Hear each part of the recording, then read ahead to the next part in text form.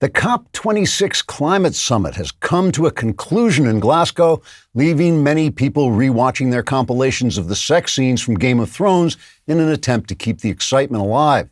The highlight of the climate summit was a speech by Barack Obama, who used to be somebody or other, and who told the summit, and so help me, this is a real, not made up quote. He said, "Since we're in the Emerald Isle here, let me quote the bard, William Shakespeare."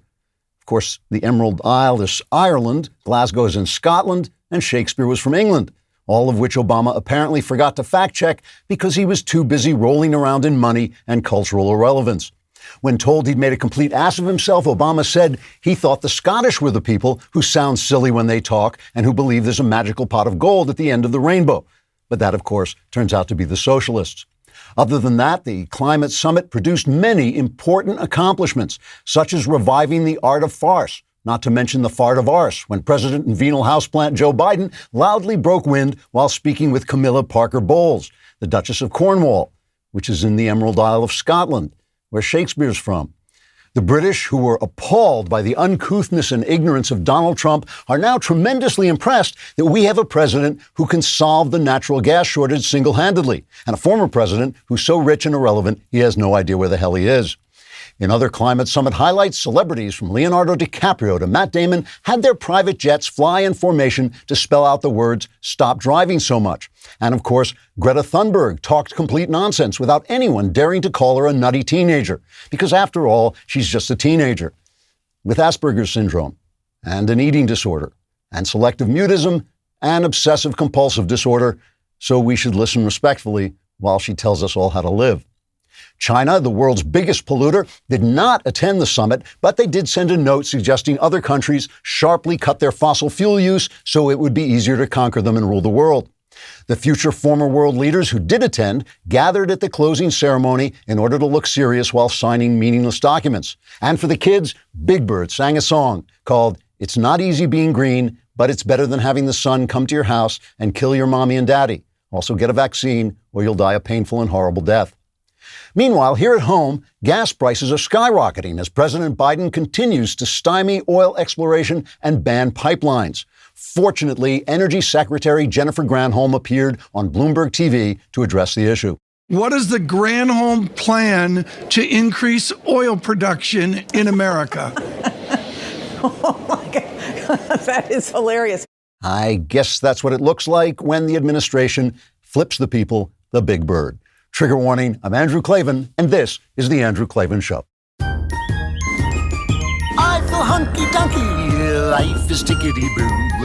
Birds are winging, also singing hunky-dunky-doo. Ship-shaped, tipsy-topsy, the world is zippity-zing. It's a wonderful day, hurrah, hooray! It makes me want to sing. Oh, hurrah, hooray! Oh, hooray, hurrah! All right, we are back laughing our way through the fall of all of Western civilization, as far as I can tell. Today, we'll take a different look at the Rittenhouse trial, different from everyone else, and we'll discuss the apocalypse, although you could really just look out your window. And we've got a great mailbag question on how to deal with the meaninglessness of life. I will tell you. Don't forget to get your letters into the mailbag for next week, and I will answer all your questions. And go on YouTube and subscribe to the Andrew Klavan channel. You'll get all kinds of exclusive material that's not on this show, that's just actually lying around on the street, and we send it to you because we don't know what to do with it. If you leave a comment and the comment is sufficiently ugly and hateful, we will read it on the show because that's how we roll. Today's comment is from Jonathan Bowling. If Andrew Klavan is the Gandalf of the conservative movement, does that make Ben Shapiro Frodo? First of all, it's hot Gandalf. And second of all, I'm not sure about Ben Shapiro. I know that I hear Knowles wandering around the halls whispering about his precious. I don't know, make of that what you will. So if you are watching this on the internet, and you probably are, you should know that using the internet without ExpressVPN is like leaving your keys in your car while you run into the gas station for a snack. Most of the time you're probably fine, but what if you come back to see someone driving off with your car? Every time you connect to an unencrypted network, cafes, hotels, airports, any hacker on the same network can gain access to your personal data, your passwords, your financial details, all of it. It doesn't take much technical knowledge to hack someone. Just some cheap hardware is needed. A smart 12-year-old can do it. But you can create a secure, encrypted tunnel between your device and the internet using ExpressVPN. Hackers can't steal your sensitive data. It'd take a hacker with a supercomputer over 1 billion years to get past ExpressVPN's encryption. Fire up the app and click one button to get protected. It really is easy. I do it. It's on all my devices. So secure your online data today by visiting expressvpn.com/Klavan. That's EXPRESSVPN.com/Klavan. You can get an extra 3 months free, expressvpn.com/Klavan. And you're probably thinking, I can spell ExpressVPN, but how do you spell Klavan? K-L-A-V-A-N, there are no E's in Klavan. True. Before I begin, I would really like to thank you all for buying When Christmas Comes. I'll hold it up so you can see it. If you haven't bought it yet, you want to buy it. We got it up to 31 on Amazon, 17 on Audible. We ran out of books, which was incredibly frustrating because during this time of, supply chain problems and so on, very hard to get new books fast, but I think we have fix the problem. And Amazon, sometimes it says it's out of stock, but we'll have them, they get them very fast and they will get them. I think you'll still get them before Christmas. Even if you don't, drive it up. We want to drive it back up I'd like to drive it up to the top 10 on Amazon. Please, if you can do it, it makes a big difference to me. I have to say it was, look at the reviews. The people love the book.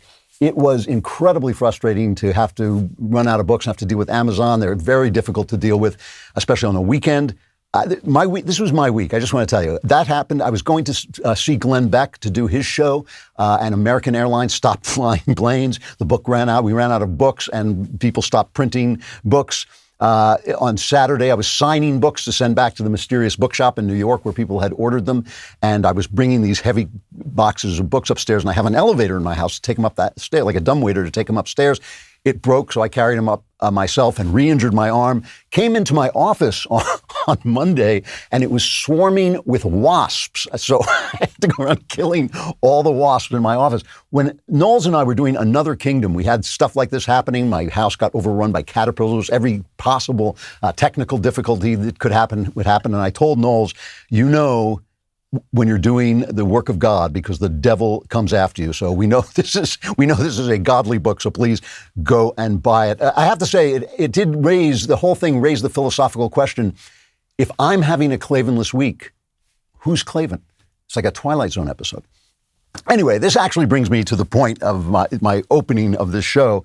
I want to start out by talking about a conversation that we had with the God King of the Daily Wire, Jeremy, backstage at Backstage. I don't think we were on the air when we were discussing this, but we were talking about the perception we sometimes get. We get emails and comments that the Daily Wire doesn't fight. And I get this too. I get people, you don't fight. And what that usually means is that I didn't support the latest, most urgent thing that happens to be going through people's minds. The idea that Donald Trump is the only one who can save us, or some momentary panic that I have chosen not to participate in, or just that I don't indulge, and I think most of us don't indulge here, in the kind of angry rhetoric that makes people feel good but doesn't actually accomplish anything.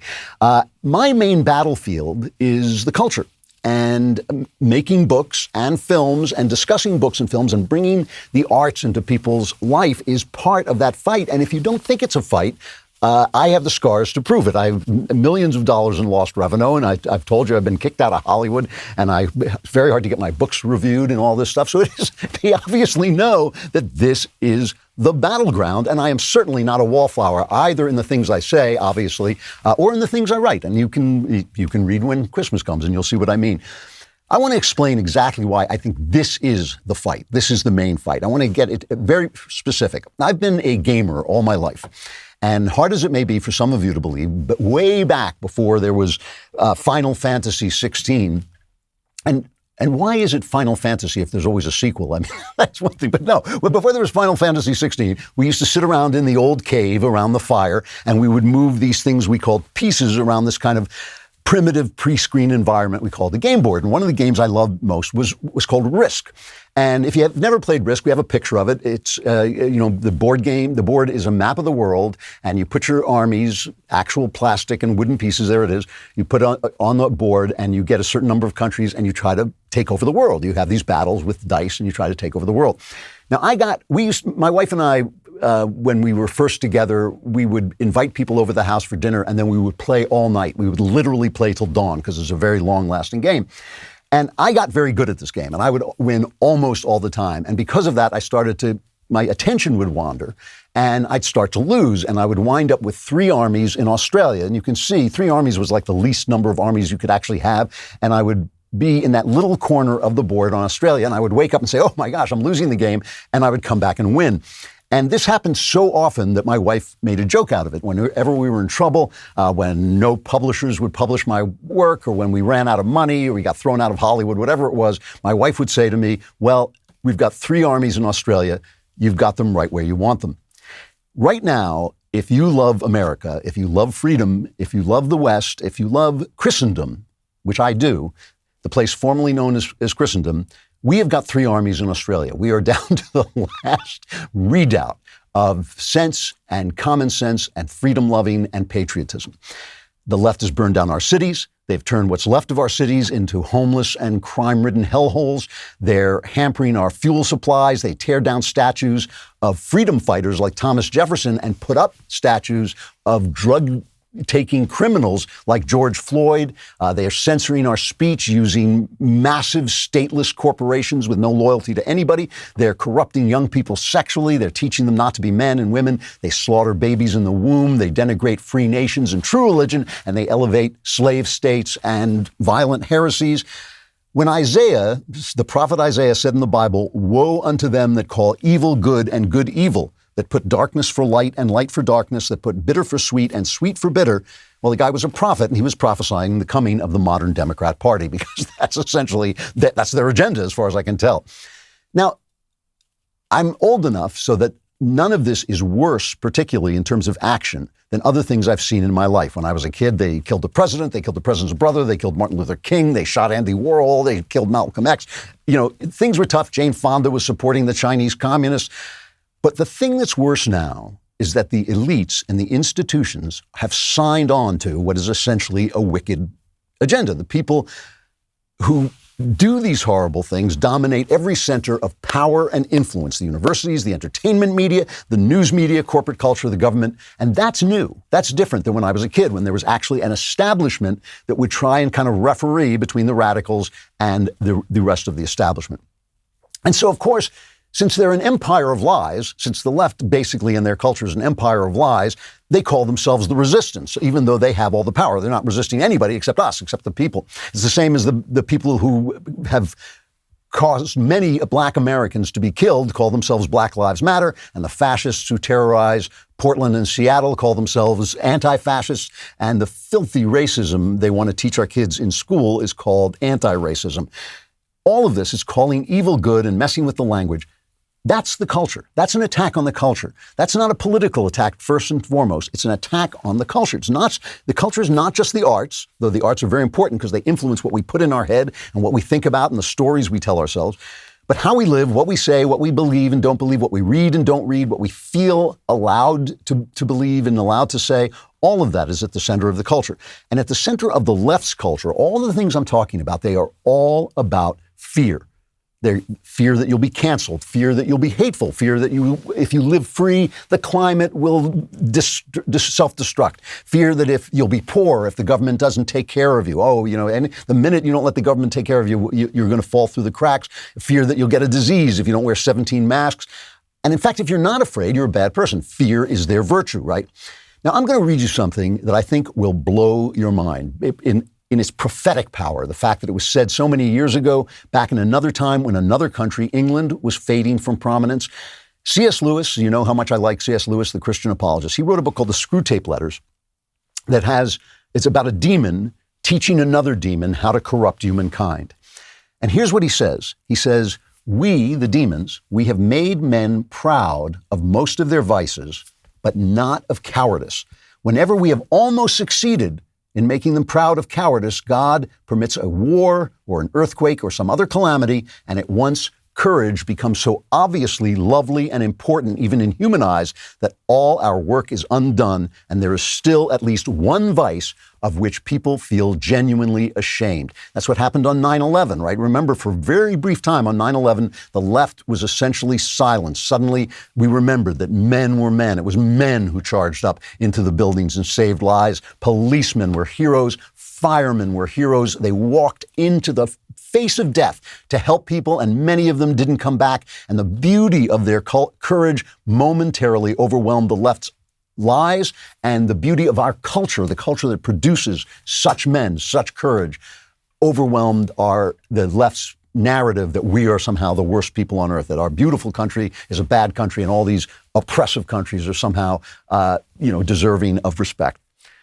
C.S. Lewis goes on to say, courage is not simply one of the virtues, but it's the form of every virtue at the testing point, which means the point of highest reality. What he's saying is that without courage, you won't have virtue, because virtue is tested. Virtue is going against the tenor of the times. It's going against the wave of public opinion. It's going against the opposite army. It requires courage, and that's when virtue hits the testing point, and that's when you find out if you have virtue. So if they can make you if they can turn you into a coward, if the devil can do that, if the Democrats can do it, and at this point, what's the difference? They can stop you from being virtuous and therefore take over politics for their wicked purposes, and they are wicked. So here's what they do. Because they can't make you proud of cowardice, because cowardice is so obviously ugly and courage is so obviously lovely, they trick you by wrapping you, this is still from C.S. Lewis, they trick you by wrapping you in precautions. Precautions, says C.S. Lewis, have a tendency to increase fear. So if you keep telling people, if you do this, the worst won't happen. If you do this, you'll be safe. If you do that, they don't realize they've become cowards until the moment comes when they have to have courage, and they don't. So put on a mask, get a vaccine, get a booster, put on another mask, put on masks on your children, get boosters on your children, give vaccines to your children. Here's the mayor of New York, de Blasio, saying his ultimate goal is to mask children, get them vaccinated. Listen to this. At what point will you ask them to also start checking for vax cards for 5 to 11-year-olds? That's a very good question, and honestly, one we need to focus on now. We wanted to get to the day where we actually could vaccinate the youngest New Yorkers and get that rolling. We know it'll take a while. I mean, right now, to use the example of the 12 to 17-year-olds, very good news, we're almost at 79% of them. That's fantastic, but it did take a while. You go to New York and people are afraid. I walked into a foyer, if you prefer, in Washington, D.C. that must have been it's a little bit bigger than this table. I'm not exaggerating. Maybe it's twice as big as this table. Really narrow little place. I had to get to a door to go down to the garage to get my car. 2 people came, as I walked through the door, came screaming at me, put on a mask, not in authoritarian, oppressiveness, in terror. This is what they want. They want to build up your fear, wrap you in precautions so that when the moment of courage comes, the moment when you have to speak your mind, the moment when you have to defend your children at the PTA meeting, the moment when you have to say, no, I don't agree with you and I'm not a racist, and go, pound sand, that moment comes and you think, well, maybe I'll get canceled, maybe I'll lose my job, maybe I won't get a good grade, maybe, because you are so wrapped in precautions, so used to thinking of how you can avoid the worst that you cannot face the penalty that virtue has to pay in this sinful world, especially when people like this have risen to power, as now and then they do. It's part of the world. So the point of the Democrats, and the object of the devil, but I repeat myself, is to make you afraid, because then you won't have virtue to oppose their wickedness. When I talked about having 3 armies in Australia, Australia is you, okay? Australia is you. We are in deep trouble. Our leaders are doing a bad job. Our elites are liars. Our institutions are decayed. Our information outlets especially are clogged with lies. And so if you think that Donald Trump or the Vatican or the next election is going to save a country when people have no courage, when women have no virtue, when men have no honor, you're out of your minds. That's not going to happen. The first thing you have to do if you want to win the game of risk, and I'm an old risk player in every sense of the word, the first thing you have to do is secure Australia. Secure yourself. Make sure that you are defended. And you do that by taking in good things instead of bad things, by making sure that the art you consume is beautiful and great and not trash rap music. I mean, even if you listen to rap music ironically and it's about some woman being abused or some guy strutting around showing off his money and killing people and killing the police and slapping women around, you know, even if you listen to that ironically, it's poison. It is poison. If you're watching porn all the time, it's poison. It's toxic. And look, in every time and every age, women have no virtue and men have no honor. But I'm not talking about them. I'm talking about you, because this is the fight and we are in the fight and they're not. They're not going to be a part of the fight. It's always going to be a minority. Just like it's a minority who are woke and wicked, it's going to be a minority who set the stage and set the conditions in which freedom can return.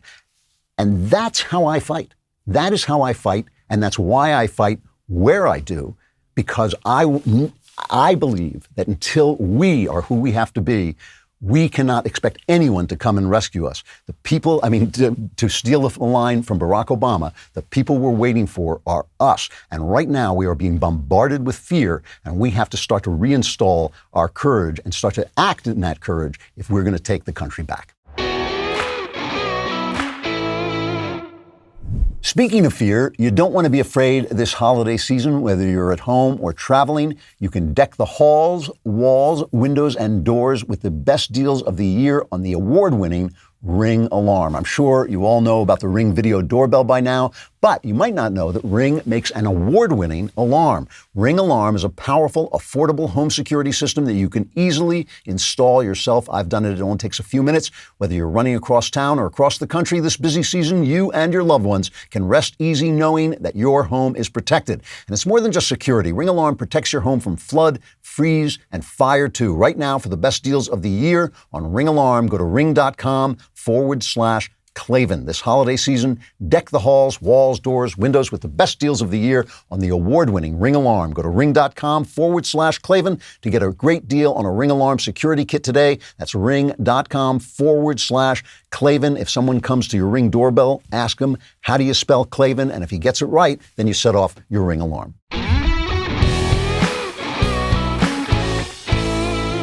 So I want to talk about the Kyle Rittenhouse trial, and I know everybody's talking about it, and I don't want to say all the same things you've already heard, but I want to talk about it as a cultural event, because that's actually what I think it is. You know, I hear people saying, Kyle Rittenhouse was a hero. Obviously, for those of you who haven't been paying attention to anything, Rittenhouse is the guy who went, a 17-year-old kid who went to the riots in Kenosha, Wisconsin last summer with a gun, with a rifle, and ended up killing 2 men and wounding a third. He's on trial for homicide. And people are saying, he was a hero for fighting these guys and he was acting in self-defense. And I don't actually think, I believe that a 17-year-old who goes to a riot with a gun that he's not supposed to have in the first place, he was kind of a kid from a troubled home. I don't think he was doing the smartest thing in the world. And I'm not going to idolize him. I'm not going to make a hero out of him, because then I'm just falling into the left's trap of, reacting to their point of view.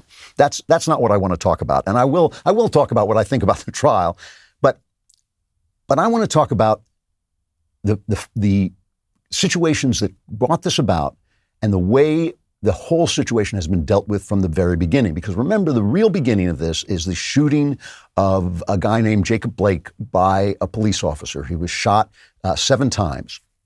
And this is a guy who had a warrant out on him. He had come into his girlfriend's house uninvited. He and his girlfriend had 3 children together, but they had never lived together. And by the way, that's morally wrong. That's a bad thing to do. It's a bad way. I'm going to digress here a couple of times because I think it's important. I want the whole context of this. Whenever I read some celebrity site and I see, and this happens all the time, they'll be covering some rap star maybe, and they say, he's a wonderful father to his children by 3 different women. No, he's not.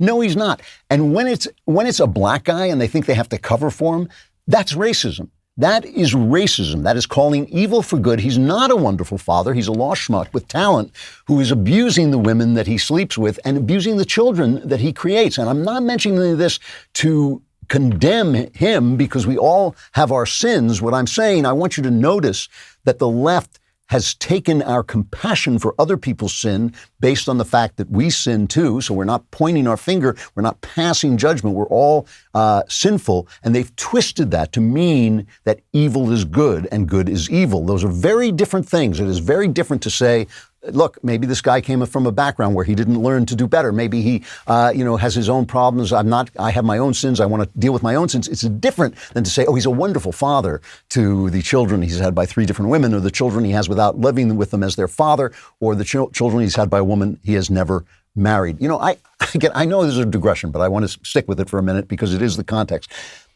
I have many times called out Christians when they skip over the forgiveness in the Gospels and they get right to Jesus saying, go and sin no more. They say, well, yeah, Jesus said, I'm not going to condemn you for committing adultery. But then he got to the real business and he said, go and sin no more. No. First he said, I will not condemn you. And that's an important part and something we all have to learn about. But the opposite is also wrong, to forget that he said, go and sin no more. Passing judgment doesn't mean being ignorant of the differences between good and evil. And what they have done, what the left has done, is they have manipulated the compassionate theme in Western civilization to get us to stop calling evil good. And they tell us, oh, it's racist if you say this because, I don't know why, because maybe it's a black guy who had the kids out of wedlock. It's still wrong. Forgiveness and tending to my sin rather than yours is a Christian discipline that brings us joy by making us see the world as God does and therefore bringing us closer to God, but it doesn't make sin go away. All right, so this woman has 3 kids by this guy. He's obviously a messed up guy. She's lived a sinful life by having these children out of wedlock with no husband. She wakes up and she finds this guy standing over her, and he says to her, I want my stuff. And that's not quite what he said, but he wanted his stuff. And the complaint she made to the police, crying while she's saying this, she says, suddenly without warning, he reached his hand between her legs, penetrated her vaginally with a finger, pulled it out and sniffed it and said, smells like you've been with other men. He then stole her truck. He invaded her bank account, withdrew money. Now there's a warrant out for the guy's arrest. Now he comes back later, another time, with the warrant out for him, and she calls the police. And so the police go there knowing a guy who has sexually assaulted a woman is there. She's in danger. They get there. He has a knife. He admitted this later. He himself admitted later that he had a knife. He tried to belittle it as just a little pocket knife, but he had a knife. He's fighting with the police. And again, let's think about this for a minute, all right? A woman's in danger. A man comes into her home who has already sexually assaulted her, and she calls the police. And, these domestic disputes are very dangerous because you never know whether the woman's going to turn on the cops. So these cops are the heroes in this story. Are the cops sinful people too, living sinful lives too? Yes. But in this story, the role they're playing, they are the heroes in this story. Jacob Blake is the bad guy, right? This is the way morality works. We know that the people who are hurting people, threatening people, endangering people, who have mistreated them in the past, we know they're the bad guys. The people who show up to help the person in trouble, those are the good guys. That is how morality works, all right? So the cop in question is a guy named Rustin Shesky. He's a hero. He's come up to selflessly protect a lady, risking his own life against a guy with a knife. And they attack this guy. He fights with them. He throws them to the ground. They taser him. He pulls the taser wires out. Maybe he's on something, perhaps. He takes their kids and puts them into his vehicle. The cops are screaming at him to halt. The guy Shesky's holding a gun on him. The officer is holding a gun on him. And he's inside the vehicle, and he turns with the knife, and the cop just says, I'm going to die here, and he opens fire, and he shoots him. That's the story. That's what happened. The heroes came. The bad guy fought. The bad guy looked like he was threatening the heroes. The heroes opened fire and killed him as they should. That's the moral story. That's the story if you're calling good, good, and evil, evil. That's the story if you're not the people prophesied who would come by Isaiah, who would come called the Democrat Party. I think that's in the penumbra of the emanations of the text in the Bible.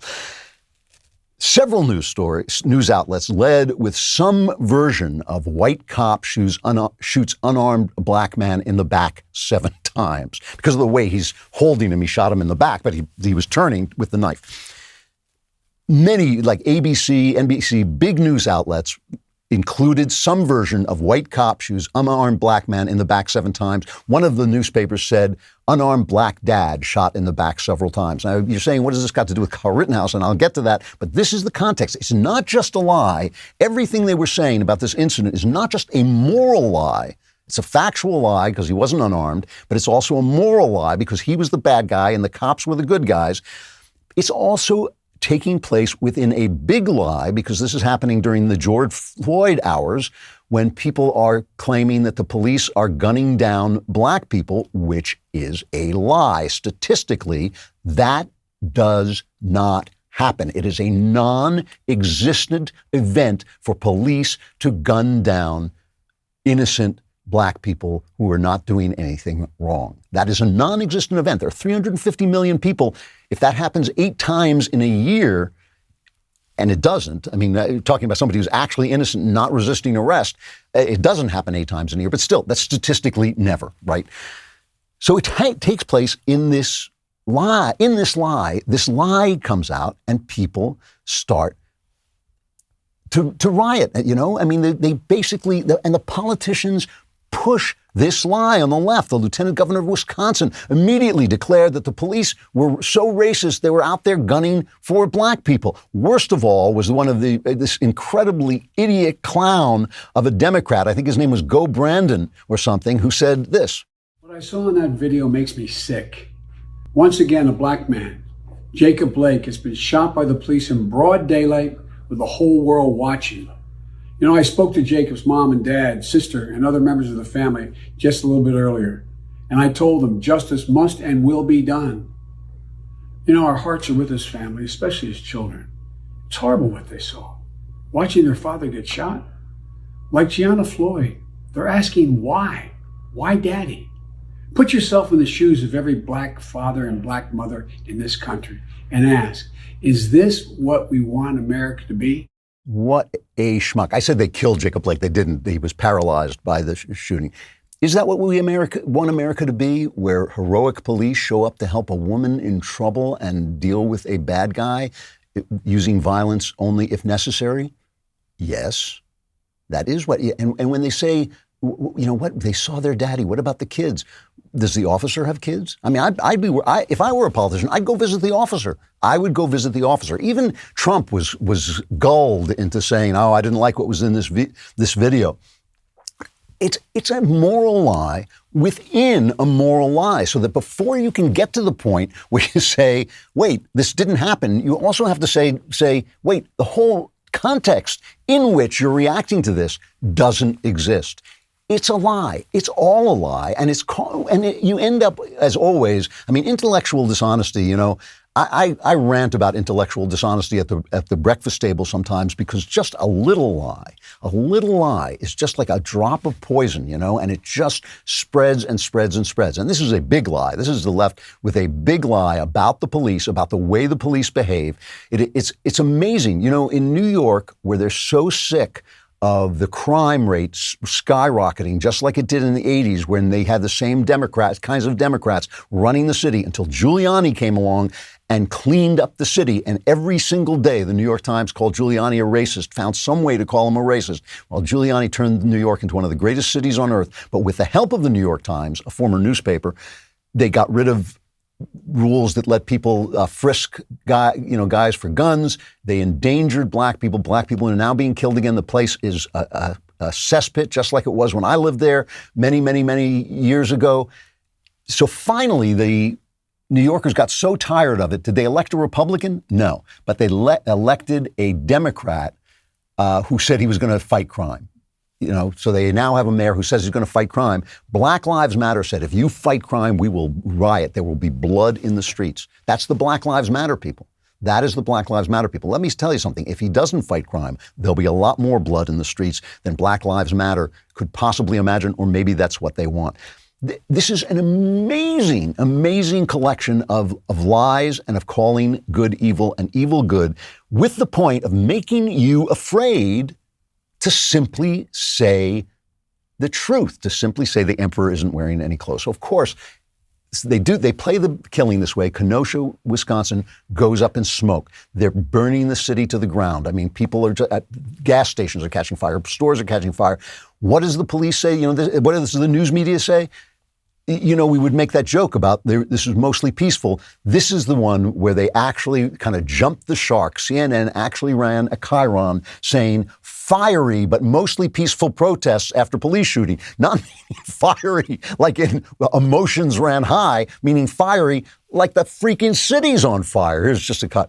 What you're seeing behind me is one of multiple locations that have been burning in Kenosha, Wisconsin over the course of the night. A second night since Jacob Blake was seen shot in the back 7 times by a police officer. And what you are seeing now, these images came and come in stark contrast to what we saw over the course of the daytime hours in Kenosha and into the early evening, which were largely peaceful demonstrations in the face of law enforcement. I want to be clear in how I characterize this. This is mostly a protest.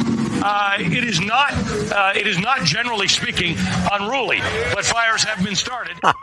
Standing in front of the city burning down. I mean, it's a famous clip because it's so amazing that they, it's like, who are you going to believe, me or your lying eyes? It is just remarkable. They started this with their lies. They caused it with their lies. They instigated it. They threw the gas on the fire, and then they told us the fire wasn't there, okay? So people ask me, is this the kind of stuff that keeps me awake at night? No, I just stay awake at night. It's just the way I am. And I like to be comfortable, so I have a Helix mattress. Helix Sleep has a quiz that takes just 2 minutes to complete and matches your body type and sleep preferences to the perfect mattress for you. Whether you're a side sleeper, hot sleeper, or like me, a non-sleeper, or if you like a plush or firm bed, it doesn't matter with Helix. There's no more confusion and no more compromising. Helix Sleep is rated the #1 mattress by GQ and Wired, and CNN called it the most comfortable mattress they've ever slept on. Just go to helixsleep.com/Klavan, take their 2-minute sleep quiz, and they'll match you to a customized mattress that will give you the best sleep of your life. I want a stay awake quiz, but they don't have that, so take the sleep quiz. I took it, I did take it, and I was matched to the Helix Midnight Lux. The Midnight Lux is medium firm, designed for side sleepers or side awakers. It's perfect for me. It's very comfortable. It really is. And right now, Helix is offering up to $200 off all mattress orders at helixsleep.com/Klavan. Get up to $200 off at helixsleep.com/Klavan. And as you drift off to sleep, ask yourself, how do you spell Klavan? It's Klavan. There are no easy Klavan. So now this kid, Kyle Rittenhouse, he's 17 years old. He's a troubled kid from a troubled home. He yearns to be a policeman. We know people like this.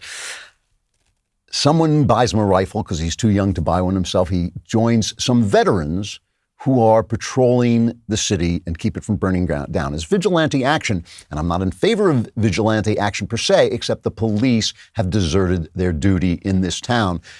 In some sense, who can blame them? Because they're being told that they're the bad guys. They're the evildoers. They go out into this place and somebody gets killed.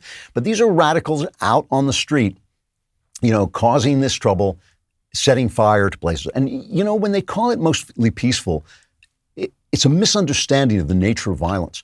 Violence is when people say, speech is violence, silence is violence. Really, you're tempted, obviously you shouldn't, but you're tempted to just punch them in the nose and say, that's violence. Can you tell the difference? Because violence, I have punched people and I have been punched, and violence is a very, very different thing. It's a new category of action that has nothing to do with silence or protest or anything. And when, it's like, it really is like you're married for 20 years and you only beat your wife up, maybe 5 or 6 times. It's a mostly peaceful marriage.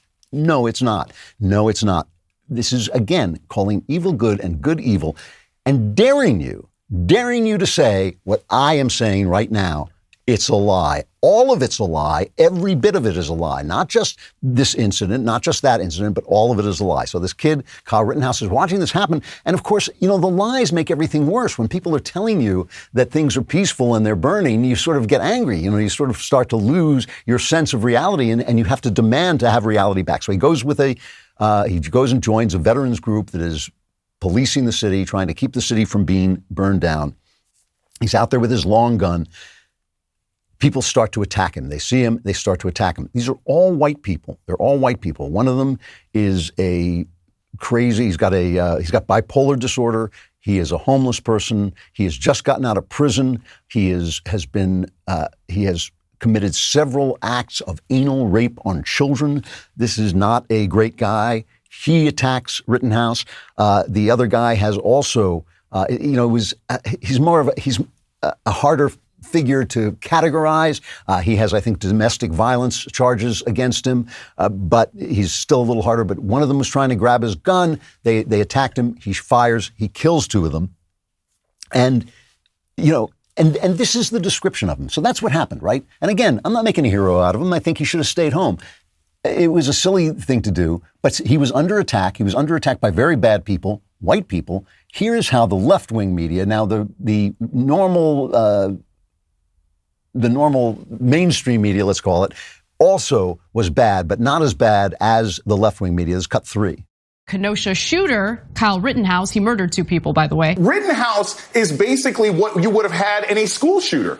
He's a 17-year-old kid. He shouldn't have had a gun. He crossed state lines to supposedly protect property. No, he was going out to shoot people. Kyle Rittenhouse, the 17-year-old vigilante. Kyle Rittenhouse, a vigilante. Kyle Rittenhouse, the armed teenage vigilante. A 17-year-old vigilante, arguably a domestic terrorist, picked up a rifle, drove to a different state to shoot people. Kyle Rittenhouse, a guy who's deeply racist, went with weapons to a Black Lives Matter protest looking to get in trouble. He did. He murdered a couple of people. Rittenhouse, the 17-year-old kid, just running around, shooting and killing protesters. You see the 17-year-old who was radicalized by Trumpism, took his AR-15 to Kenosha and became a killer. A white, Trump-supporting, MAGA-loving, Blue Lives Matter social media partisan, 17 years old, picks up a gun, drives from one state to another with the intent to shoot people.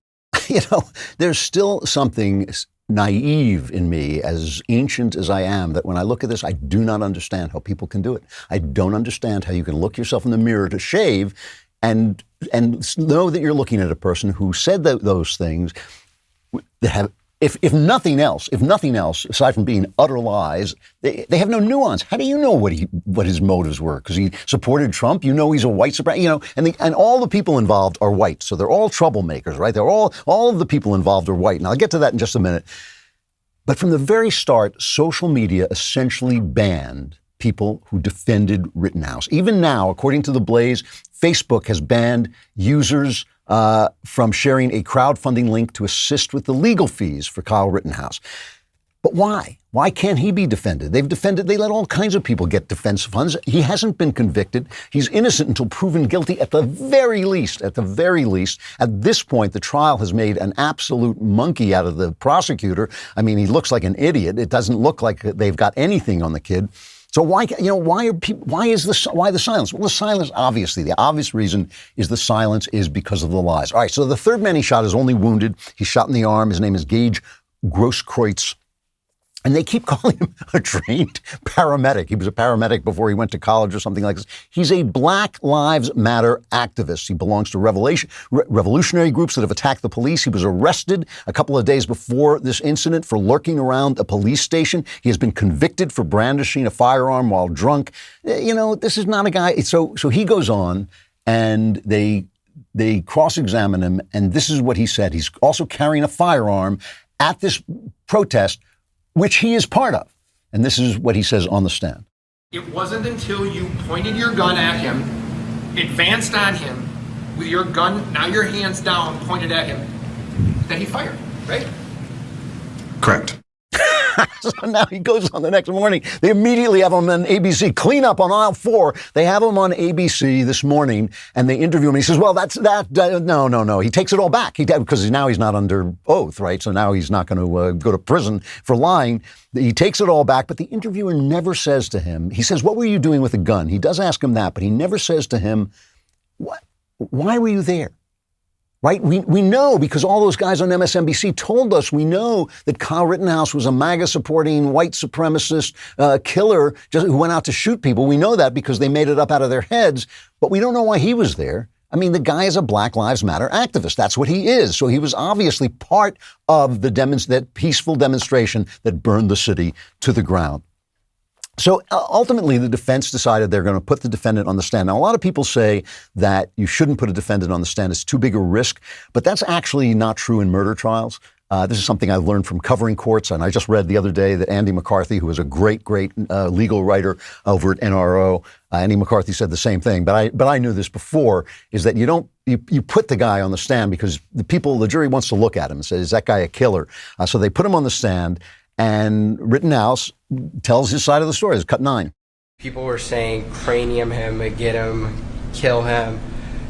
People were screaming, and I just was trying to get to the police running down Sheridan Road. And you say, I'm trying to get to the police. Why were you trying to get to the police? So I didn't do anything wrong. I defended myself. And finally, he just breaks down emotionally. It's cut 10. Once I take that step back, I look over my shoulder, and Mr. Rosenbaum was now running from my right side, and I was cornered from in front of me with Mr. Zeminski, and there were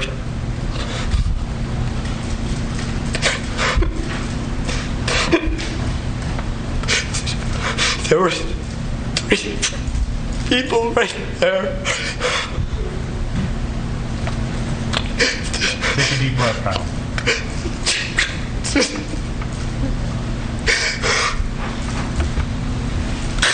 That's what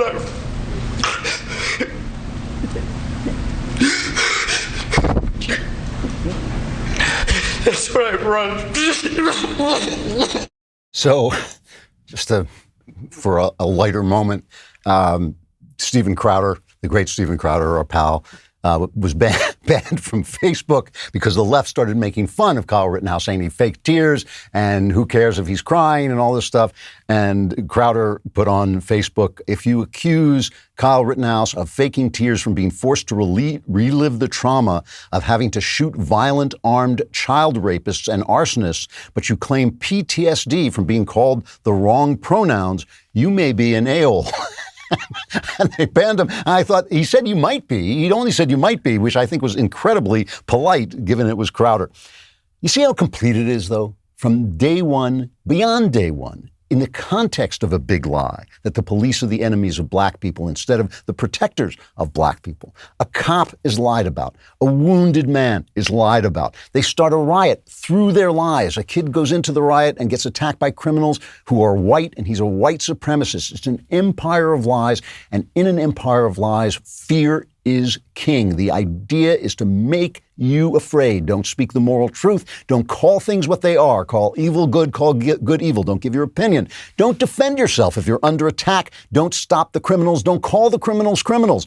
Fear your own judgments, your own morality, your gender, your lungs, your health, your truth. Courage is the virtue without which there is no virtue. So courage is what's under attack, and it's under attack every step of the way, everywhere we turn, by these liars, by the emperors of the empire of lies.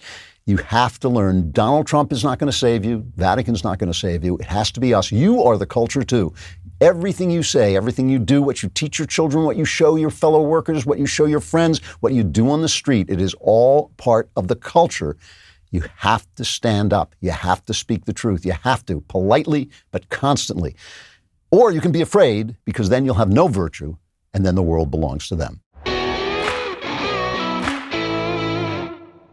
So let's just talk about history for a minute. In the old days, if you were the king and you wanted to be more secure and comfortable in bed, you would go out and have someone kill a rhinoceros and use the horn, to make your sex life better. It's dangerous, it doesn't work, and it's bad for the hippopotamus. So when the moment for intimacy arrives and you want to be ready, you want to go to Roman. The benefits of ED treatments they can help you reconnect with your partner, rediscover the joy of sex. And getting Roman ready is confidence personified. It will get you the treatment you need. Roman's system is completely confidential. It's totally discreet, and there are no rhinoceri. Go to getroman.com/Klavan today, and if you're prescribed, you'll get $15 off your first month of ED treatment. Make sure you're ready to have confidence and control this fall. You want to be Roman ready, and you don't want to go around killing rhinoceroses. It's just not right. All right, we're talking about the culture, so I wanted to bring on Christian Toto, my friend. He's an award-winning film critic, journalist, and he's the founder of HollywoodInToto.com. If you have not been on Hollywood in Toto, you should go. It is a great movie site, and it's done from the right-wing point of view. He hosts the Right on Hollywood podcast, and he's got a book coming out called The Virtue Bombs, How Hollywood Got Woke and Lost Its Soul. It's got a foreword by some guy named Andrew Klavan. Pre-order it. Go on Amazon and pre-order it to build up the demand for it so the publisher knows it's going to be in demand. Virtue Bombs by Christian Toto. Christian, it's great to see you. How you doing? Good to be here. Thanks so much. So what does Virtue Bombs mean? It sounds like a double entendre there. You know, it's funny. Someone reached out to me recently and said, was it hard writing your first book? And I thought, no, it wrote itself, and that's a cliche. But, you know, I've been covering all of this information for so long now. This is all about how Hollywood is bending to the woke community.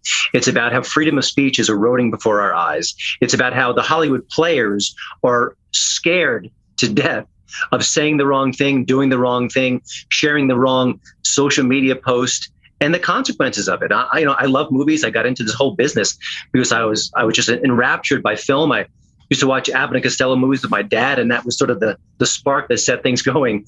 And I'm just kind of aghast at what's happening in the culture. You know, the funny thing about this is that it actually is the left eating its own to some degree. I mean, people, attack me for saying politically incorrect things. I don't care. I'm not appealing to them. I'm not trying to reach them. But most of the people in Hollywood are already kind of woke. They're kind of, at least kind of lefty. And it's kind of the left eating its own. I mean, you tell some of these stories. You tell a story about Lena Dunham that I'd never heard before. It's actually kind of amazing what they're doing to each other. Yeah, you know, listen, it used to be, let's pick on Kirk Cameron because he's a Christian. Right. And he was fair game. But, you know, Tina Fey, you know, she's a liberal writer and a very talented personality. We're not going to really go near her because she's one of us. Those protections really don't exist. Now, there are layers of security you can build up based on your politics. Alec Baldwin is a perfect example. He's done enough to get canceled 2, 3, 4 times. And this is even before the recent shooting tragedy. But, you know, now everyone is fair game. If you don't do exactly what you want to do, say what you want to do, you'll get trouble. You get in trouble. And I think the actors are just really terrified of this new reality.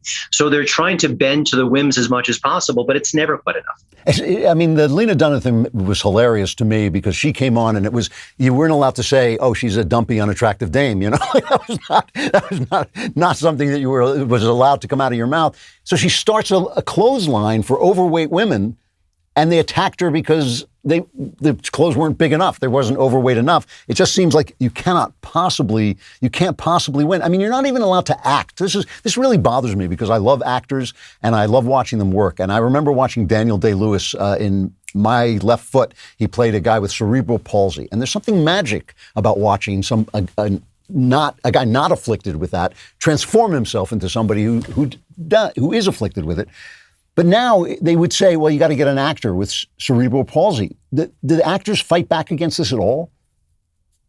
You know, some do. It's a small percentage of the overall community. You think they'd be louder and prouder about this.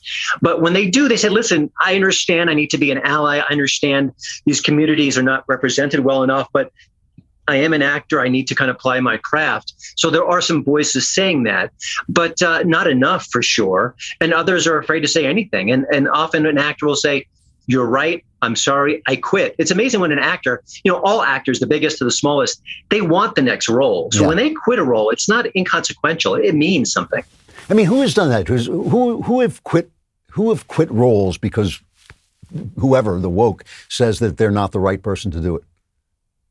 Scarlett Johansson did. Halle Berry did. I think Mandy Patinkin may have done so as well. It was a Broadway situation that he stepped back.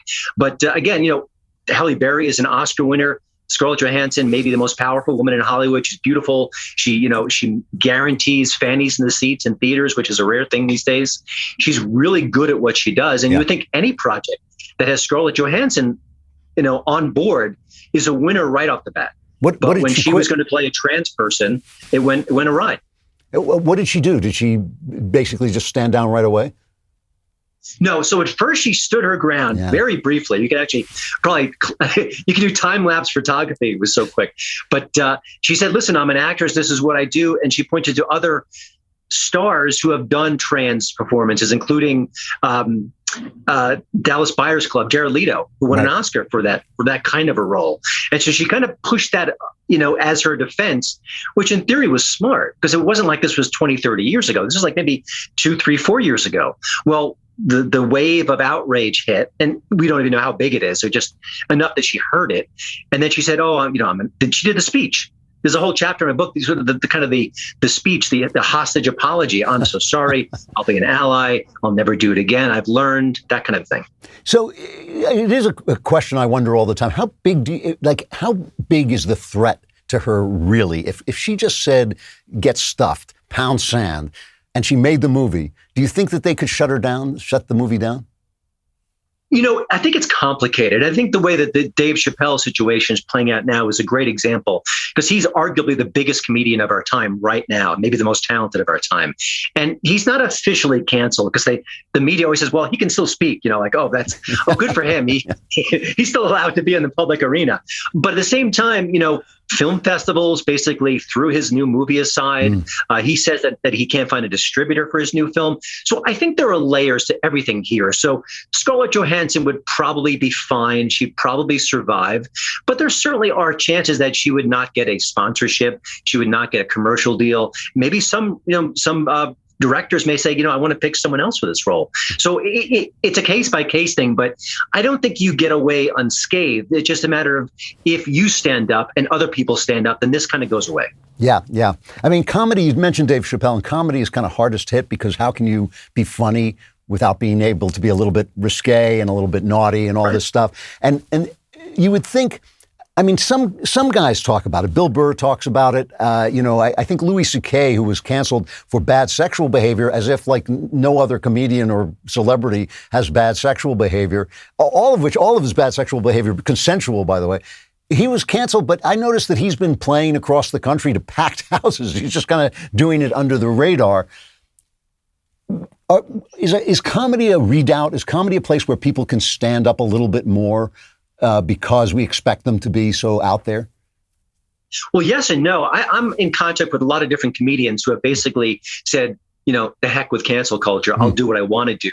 But they have to reinvent their careers. It can't be business as usual. They have to go to podcasting. They have to kind of go on alternative media websites.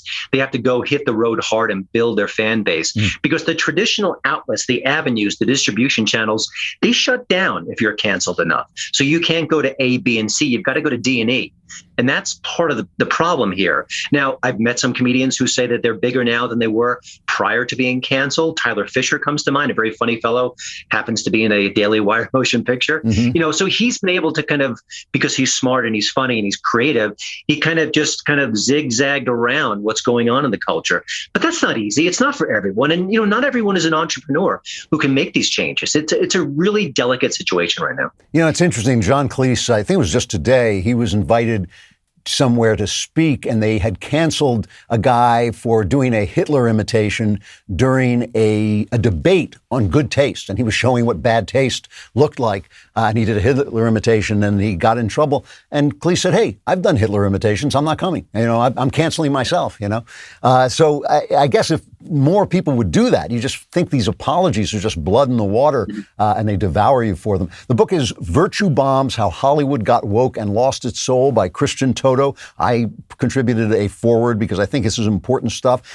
It's interesting. I read today that women are not going back to the movies.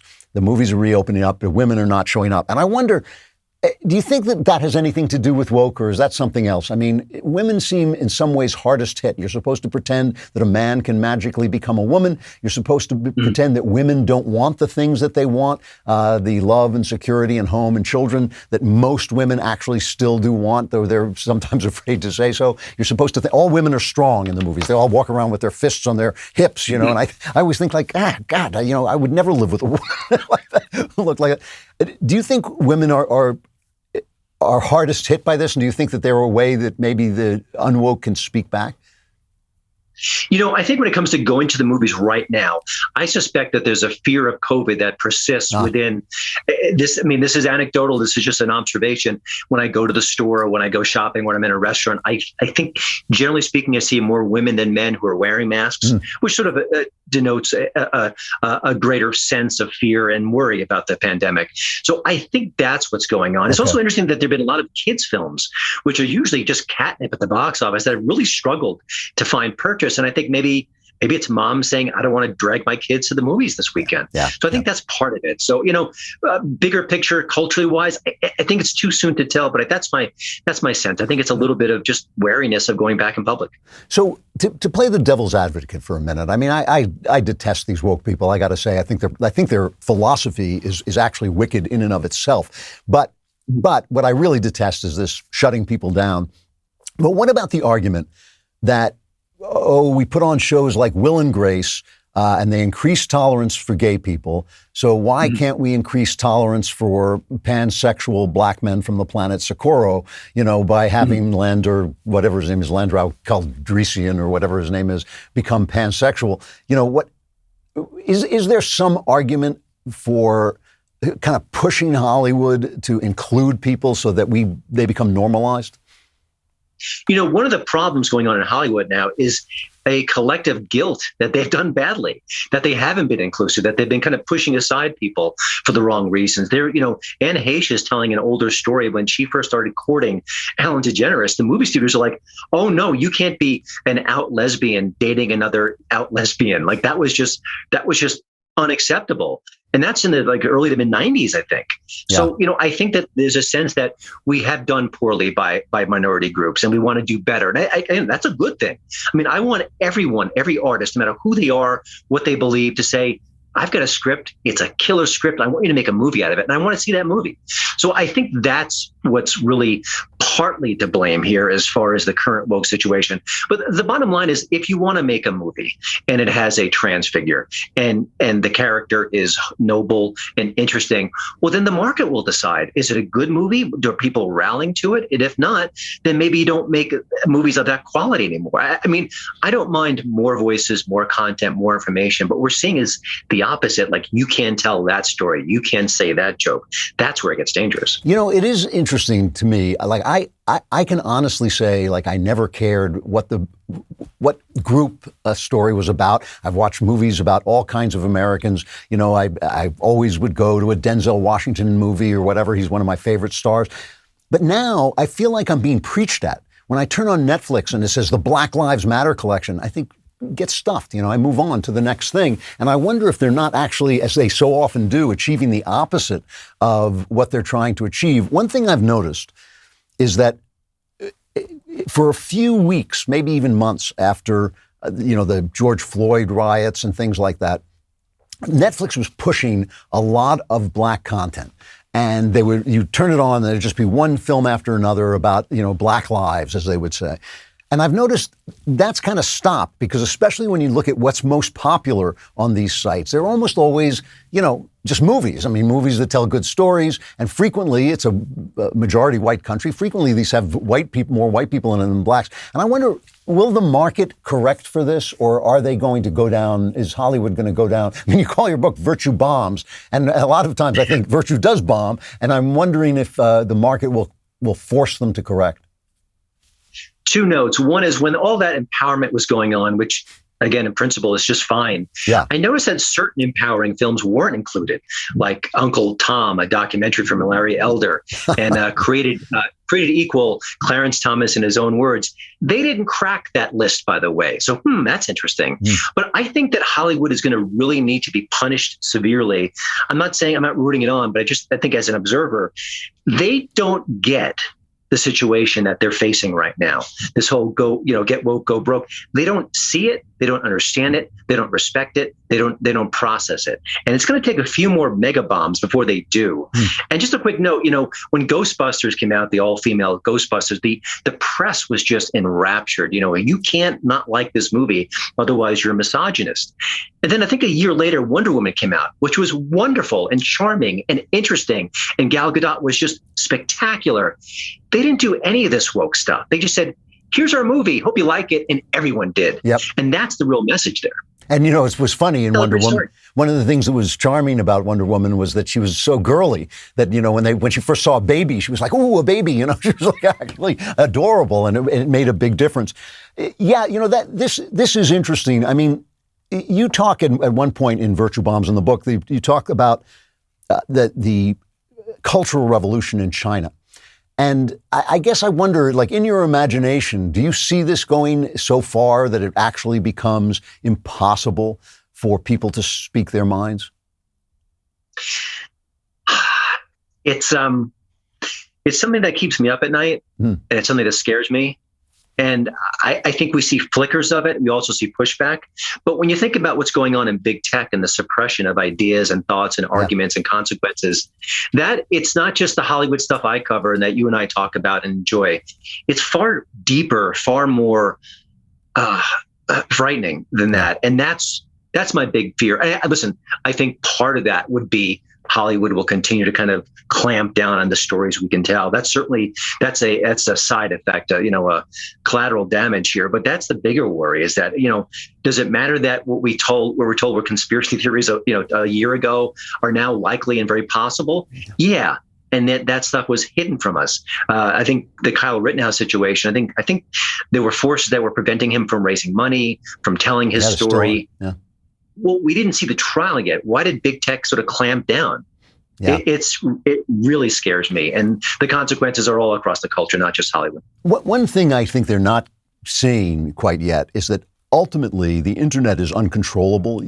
Ultimately, unless you're actually going to become an oppressive China-style government, the internet is something that people can use. We at the Daily Wire have started making films, and we're going to keep going. And I know it takes a while. People don't understand that you don't just suddenly, make a plate of terrific films. It really takes a while to get going. But once we're making films with our values and people show up and watch those, it's going to be pretty ugly for Hollywood if they're making woke films that bomb and we're making not woke films that make money. That's going to be a very tough situation for them to be in. And I'm really hoping that I'm hoping that that'll change things.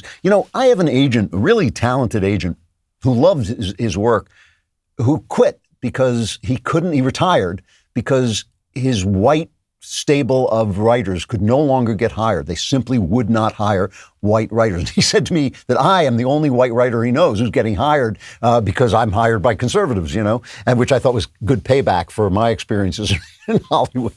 But, that's illegal. That is probably illegal to do that. Is there some point, again, I just keep wondering, is there any pocket, when you look at the field, is there any pocket of resistance, true resistance, not the resistance, which is not the resistance, but is there any pockets where you turn and think like, am I hearing any rumble here? Or is this just Hollywood-wide, they're just no one's going to stand up for this? I don't think we're there yet. I thought we were getting close when Dave Chappelle's last special hit, Sticks and Stones, and then Bill Burr put out Paper Tiger. That 1-2 punch really kind of savaging what we're talking about. I thought, wow, maybe this is the moment. This is the time. And then the George Floyd situation happened, and we went multiple steps back. I don't know. I do think there is a sort of a tipping point where the comedians like Tyler Fisher and Ryan Long and J.P. Sears and Tim Dillon and Joe Rogan, if they keep making gobs of money, if they keep drawing throngs of fans, I think that's where we really have the hope, is that people will keep using their dollars and their support and their loyalty to these figures who are just counterculture heroes in the very best sense of the word. So I think that's when it's going to change. And I also think if we just had one knockout comedy, indie, bare budget, no stars, that was funny and outrageous and crazy and harkening back to Animal House and The Hangover. And it was so uproarious that it couldn't be denied. I'm waiting for that movie. And I think that might be another cultural moment. And they'll try to fight that one tooth and nail. Yeah. But I think those are two possible paths out of this situation. Interesting. The book is Virtue Bombs: How Hollywood Got Woke and Lost Its Soul by Christian Toto. It goes on sale in January, but pre-order it now so they know to order enough copies. Christian, it's always great to see you, and I appreciate it. I hope you come back and talk again. I would love to. Thanks so much. Thanks. All right. The apocalypse is coming up, so you'll want to make sure your car is gassed up and ready to go. And I'm thrilled to introduce an incredible app that everyone who buys gas needs to know about, GetUpside. You know, I left California to get away from expensive gas, but it followed me, and now the gas in my neighborhood is expensive too. But my listeners are making up to 25 cents for every gallon of gas every time they fill up. Just download the free GetUpside app in the App Store or Google Play right now. Use promo code Klavan and get a bonus 25 cents per gallon on your first fill up. That's up to 50 cents cash back. Don't pay full price at the pump anymore. Get cash back using GetUpside. Some people who drive a lot are making as much as $200 to $300 a month in cash back, and there's no catch. The cash back gets added right to your account. You can cash out anytime to your bank account, PayPal, or an e-gift card for Amazon and other brands. Just download the free GetUpside app and use promo code Klavan to get up to 50 cents a gallon cash back on your first tank. That's code Klavan. And I know, you're probably thinking, Klavan, how do you spell? It's Klavan. There are no E's in Klavan. V-A-N, there are no E's in Klavan. I just make it look easy. So talking about fighting and fighting for the culture, last week the Daily Wire filed a lawsuit against the federal government for the unconstitutional mandates that the Biden administration is forcing on large employers and their employees. While this isn't something we enjoy doing, we're happy to see that applying pressure is already creating change. The Fifth Circuit Court of Appeals issued a temporary stay preventing Biden's mandate from going into effect, citing grave statutory and constitutional issues. This does not mean the battle is over, rather that the battle has just begun. Biden is determined to pass these mandates, and we cannot let our guard down even for a second. We're not just fighting for the Daily Wire employees. We're fighting for the medical freedom of every single brave American who is facing termination based on this unconstitutional and tyrannical mandate. It's extremely important that everyone's voice is loud right now. This is what I'm talking about. This is an urgent matter, and your medical freedom depends on it. If you want to support the fight to make your personal medical decisions without government interference, sign our petition against Biden's authoritarian mandate. Hundreds of thousands of Americans have already signed the petition in just a few days, but we need many more people to stand with us to reach our goal. Please head to dailywire.com/do-not-comply to sign the petition today. And let me remind you, in this culture war, I have my new book. It's my 36th novel. They tell me that. I didn't know that, but when Christmas comes, it's available everywhere you buy books. It has been described as wonderful, gripping, a pure delight by the great Dean Koontz himself. The book centers around the story of a sleuthing English professor who will need a Christmas miracle to prove a condemned man innocent. This story was in my mind for 25 years before the great Otto Penzler, the greatest editor, mystery editor in the country for many, many years. He has been. He called me up and he said, "Would you write a Christmas book?" And I said, "Gee, I've had this story in my head for 25 years and I haven't been able to solve it. Let me see if I can." And I did. I'm incredibly proud of it. It's a seasonal tale of tradition, family, and of course, murder. Its chilling twists, our best experience curled up beside a burning Yule log. Please go pick up a copy for yourself or for your thrill-seeking loved ones at Amazon, anywhere you buy books today, just in time for Christmas.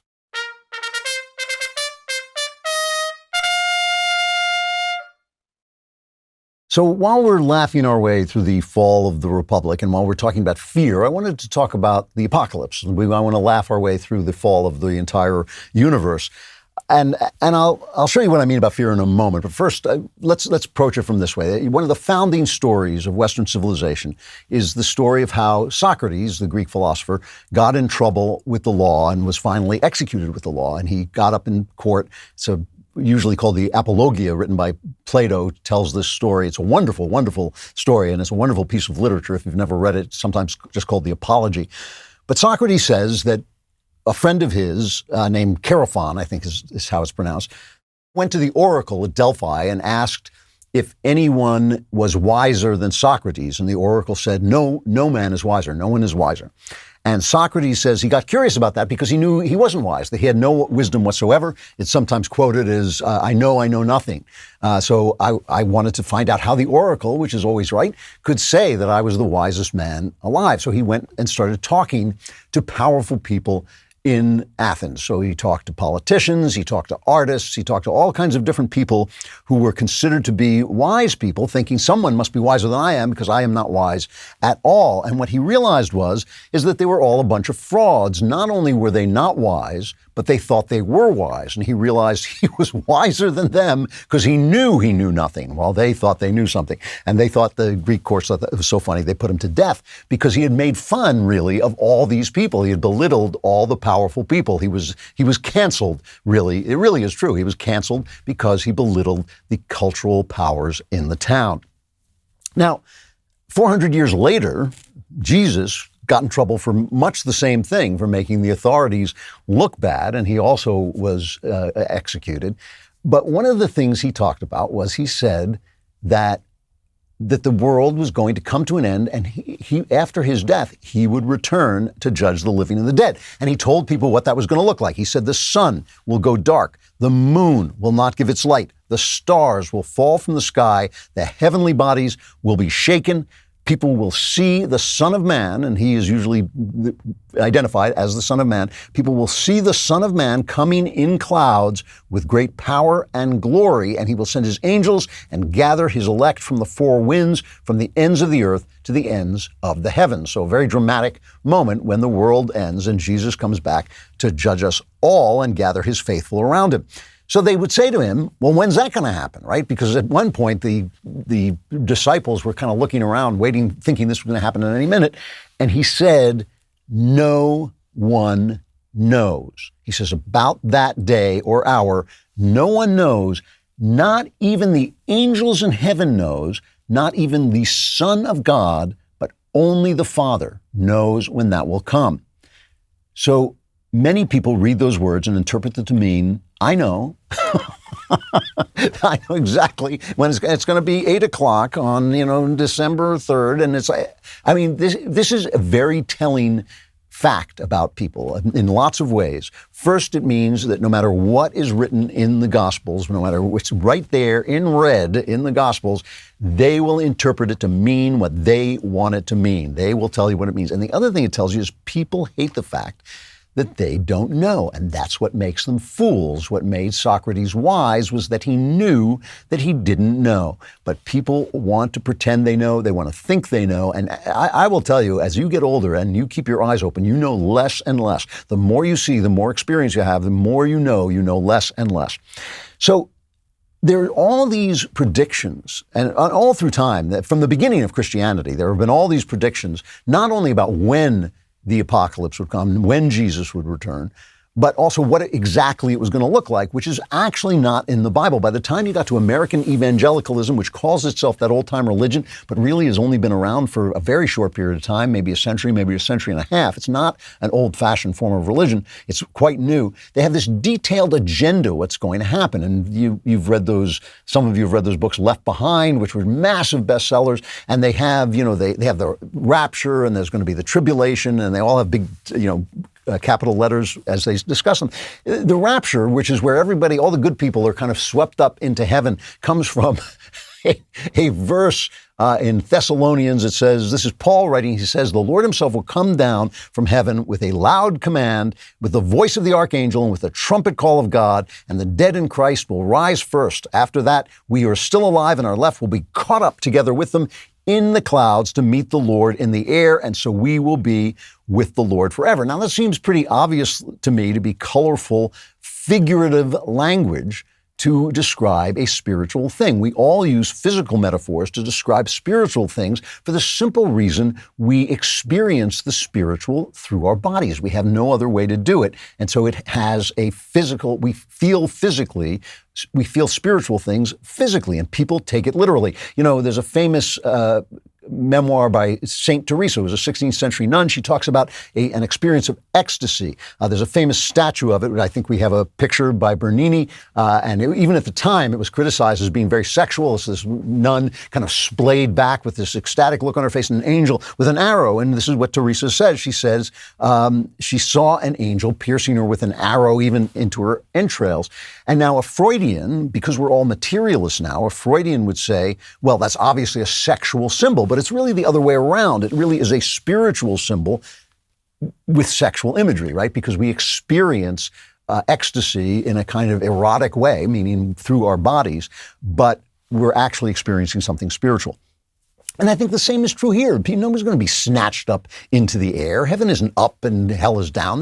Those are physical descriptions of spiritual things. And some people don't even feel, I mean, this is the thing. People are so certain about this. People, especially who grew up in an evangelical setting, are so certain that this is the truth. They don't realize there are many, many ways that people interpret the predictions in the Bible.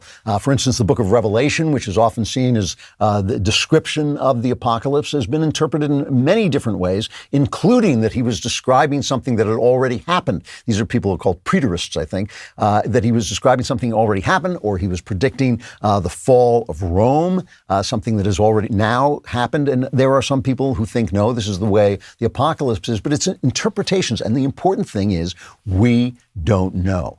To know that you don't know is a kind of wisdom. And by the way, I find it sometimes very upsetting because many lovely Christian people don't invest money and don't tell their kids to go to college because they think the world is going to end. So what's the point? And the thing is, they don't know. Jesus said they don't know. Invest your money, go to college, live your life with the feeling that it could be any moment, so you live a good and beautiful life.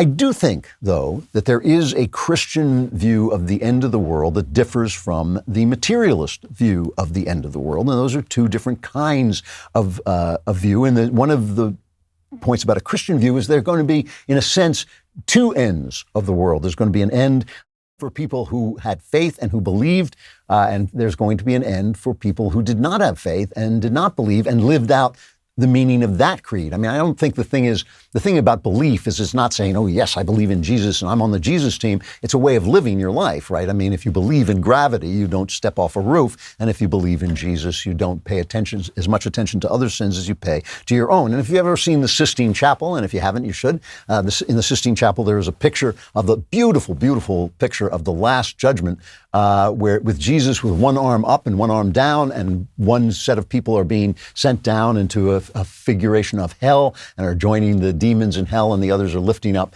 into heaven with the saints. And that's the idea of the sort of two different ends. And, you know, it is interesting, and it's interesting but not really that strange, that when we look at the difference between Christian people and how Christian people think the future will be, and materialists and what they think the future will be, we do get a sort of whiff of brimstone. We get to see a sort of the ways this could work out. And I am not pretending, this is all, what I'm saying now is pure speculation, and I'm certainly not saying that the end of the world is nigh, or that this is the way the world ends, not with a bang, but with a whimper. I'm saying that when you look at the way materialists picture the future, and you look at the way Christians picture the future, you can sort of see a hellish and heavenly difference between the two. The material view of the future is that everything scientific, everything material is progress, and we're going to get more and more progress. I think I've talked about this before. I call this the Enlightenment narrative. You can read about it in Steven Pinker's book, Enlightenment Now, and Jonah Goldberg's book, which is more conservative, The Suicide of the West. And the idea of these books is that we had this dark Middle Ages, and then we burst forth into a scientific world, the Renaissance. All these words were invented at the time, by the way, as propaganda for the people who believed in the Renaissance and the Enlightenment. The idea was there was a Dark Ages. Like the people in the Dark Ages didn't walk around saying like, oh, it's dark, you know? And these were the Middle Ages. They came between the wonderful classical world and the wonderful world of the Renaissance, the rebirth of classicism. The Renaissance means rebirth. And in between there were the Middle Ages or the Dark Ages. And the people in the Middle Ages weren't going like, there's some Middle Ages. I wish this was end and we could get to the next phase. We could have the rebirth and the Enlightenment after the Dark Ages. They thought that they were living in the modern world. They thought that they were living at the time when things, at the cutting edge of modernity.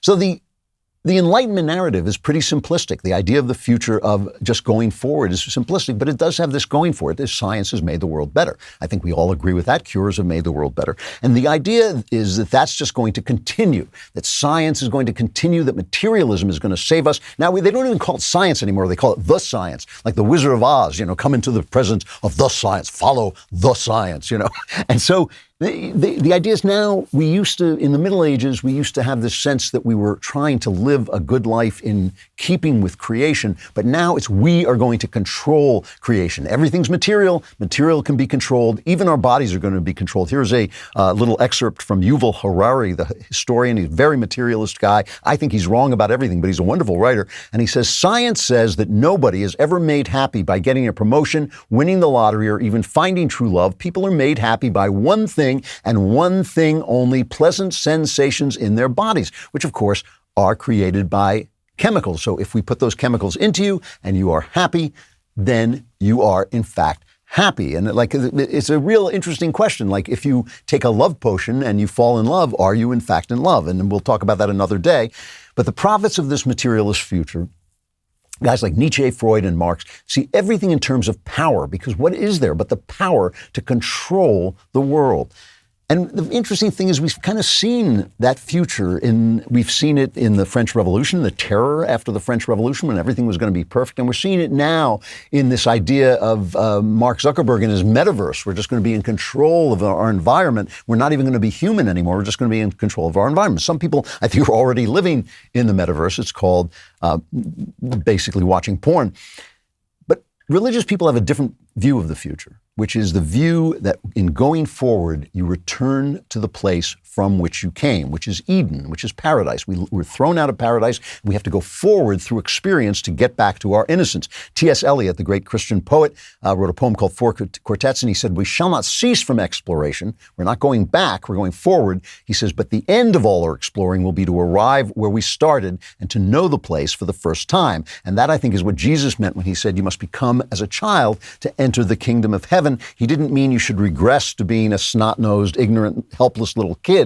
He meant you should go forward until you've become so wise that you see what children see, but you see it with knowledge. So the child thinks the teddy bear can talk. He thinks everything is alive with spirit. He thinks his teddy bear can talk, but you see that the heavens speak the glory of God. And that's a very different future. And you can sort of see how one is going to end up with this kind of hellish, it is hellish. It promises you power. It promises you immortality. It promises you joy. But you see people who live this material life and they really wind up miserable and they wind up enslaved. And a few people have power and everybody else is just living in the metaverse, getting their guaranteed income and sort of sitting in their chair, pretending they're out in the world. And in the Christian idea, we move forward until we return to the garden. We return in love and to a kind of innocence through experience. And that makes a lot of sense to me. I mean, as I said, as the older I get, the more I know nothing. The older I get, the more I see that the world is infused with spirit, which is what I saw when I was a child. When I saw it as a child, just like when people saw it in the Middle Ages, it was almost a superstition. It was almost an instinct propped up by superstition. Now when I see it, it's in fact very clear-eyed and very awake to all the evil in life and to all the material pain in life, but it sees spirit in that world. It sees the world as the voice of God, almost the language of God. I think the difference as we go forward to which way our society goes, not maybe the apocalypse, not maybe the end, although maybe it will be since nobody knows. But I think the difference is going to be what happens to women. And it's going to involve the choices that women make, because I think women are at the center of the problem we're having now, of the fight we're having now. And They are the dividing line between the materialists who want to go in one direction and the spiritualists or the theists who want to go in another direction. I'll talk about that next week. All right, if you are buried under your problems, you're about to dig your way out because it is time for the mailbag. Here's the deal, guys. I'll get the vaccine. You leave me alone. Yeah. All right. A great question from Joseph, who says, Dear Mr. Spencer's dad, no relation. The Klavanless week nearly killed me, but the possibility of you bestowing your wisdom upon me was enough to keep me going. I want to know how you deal with the hevel of life. And I'll explain what that means in just a minute. He says, I love painting and playing music. I enjoy writing and photography. I have a blast baking and gardening and, of course, reading and listening to podcasts. He says, I like politics, philosophy, psychology, religion, history, science. The list goes on, and I'm trying to be a good man, reading my Bible, staying fit, working hard, and loving my wife. Despite all this passion and all this effort, it still seems, like it or not, I am not enough. In Ecclesiastes, the teacher labels all things as hevel. Some translate this as meaningless, in vain, or my favorite, incongruent. My hope and faith is in the Lord, but every now and again there is this sense that my life and my choices are nothing but vapor, which can lead me to the real issue of ignoring my passions and losing motivation. Is this a feeling you are familiar with? And if so, what is the best way to counter it? Now, the meaning of hevel, I'm sure you've all heard the line from Ecclesiastes, vanity, vanity, all is vanity. And that's hevel. It's vain. It's meaningless. There's nothing to it.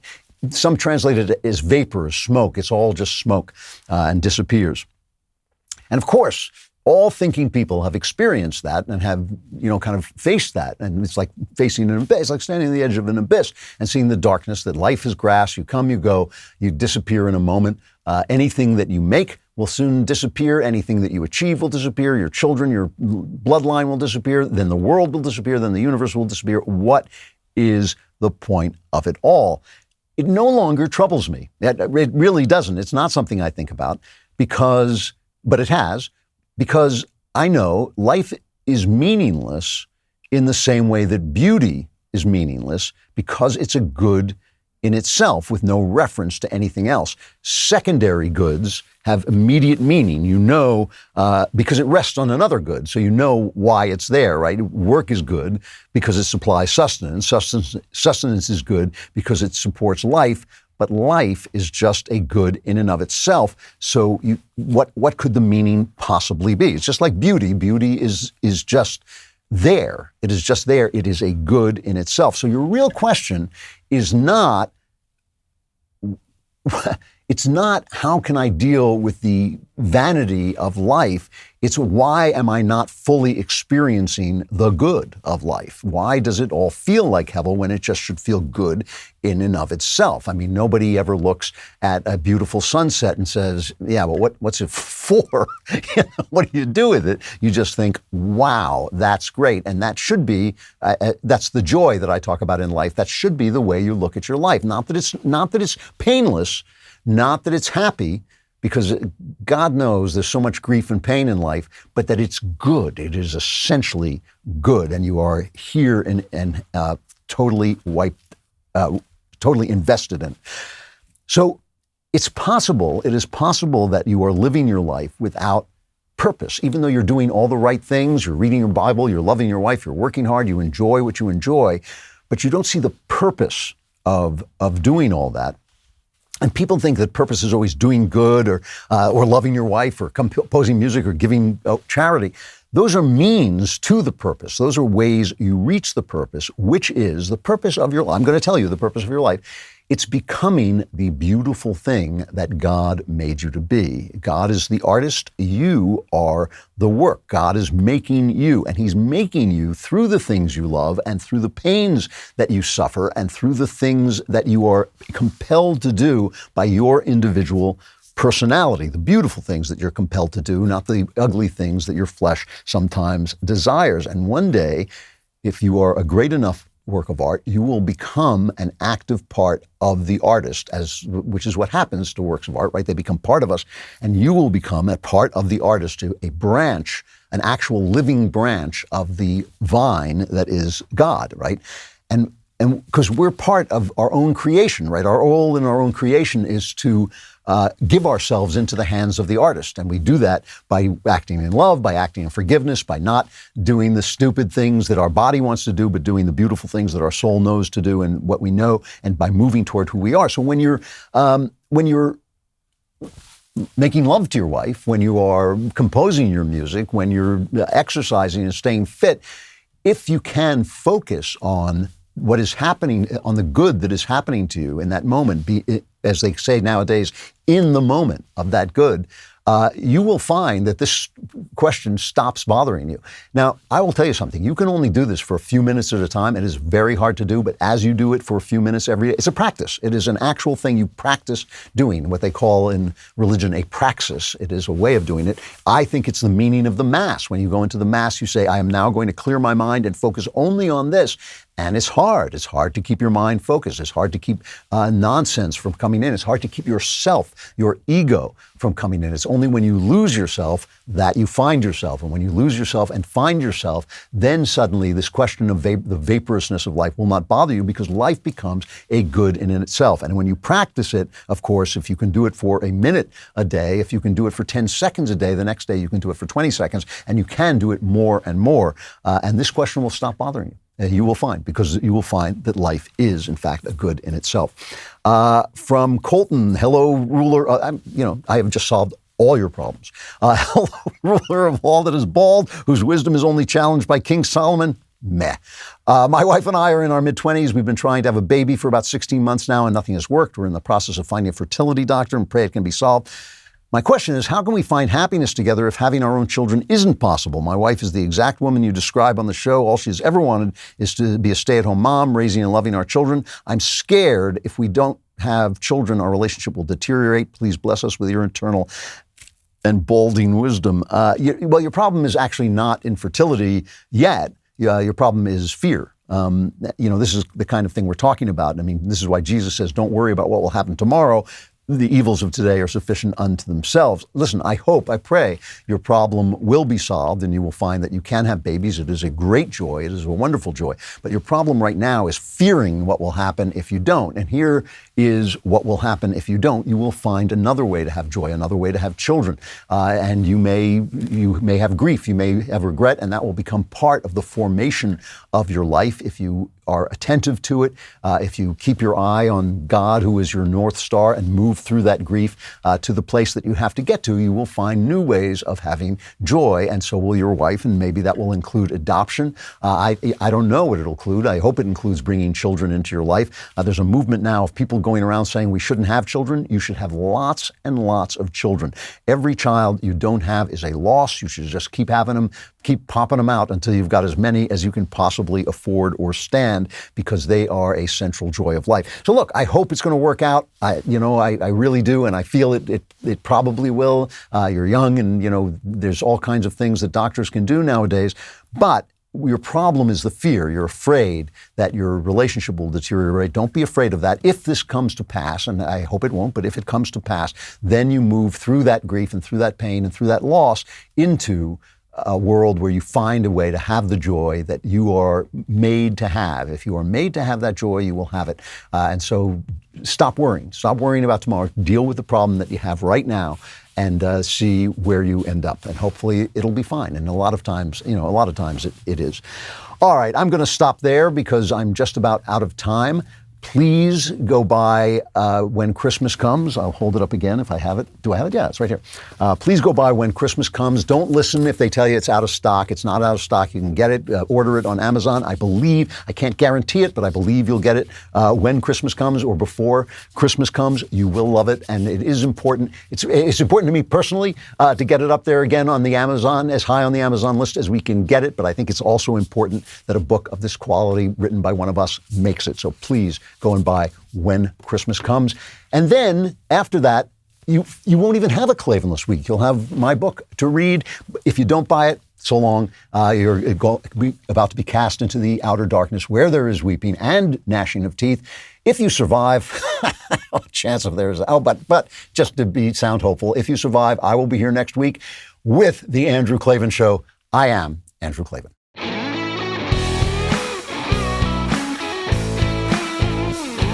The Andrew Klavan Show is produced by Lisa Bacon. Supervising producer, Mathis Glover. Executive producer, Jeremy Boring. Our technical director is Austin Stevens. Production manager, Pavel Wadowski. Editor and associate producer, Danny D'Amico. Lead audio mixer, Mike Coromina. Animations are by Cynthia Angulo. Hair and makeup, Cherokee Hart. Production coordinator, McKenna Waters. And our production assistant is Jacob Falash. The Andrew Klavan Show is a Daily Wire production. Copyright Daily Wire 2021. Today on the Matt Walsh Show, we will expose the people who are openly trying to normalize and destigmatize pedophilia. It's shocking, and you need to hear about it. Also, Dave Portnoy goes on the offense after the media smears him with a Me Too hit piece. Plus, the media runs cover for Biden after he uses some very un-PC language during a speech. And a male rapper wears a dress to an award show, and we're still supposed to be shocked and impressed by this kind of thing, I guess.